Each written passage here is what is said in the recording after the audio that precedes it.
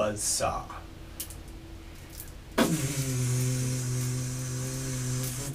From the side.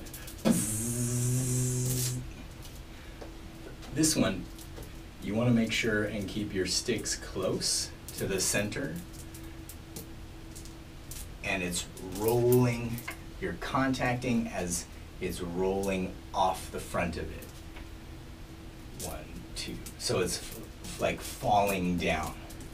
There's always more stick, more of the flippy stick in front of your hand stick, so it's going to roll forward.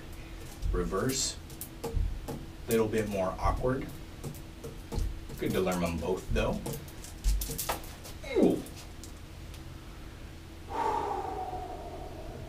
It's okay, I didn't need those for anything.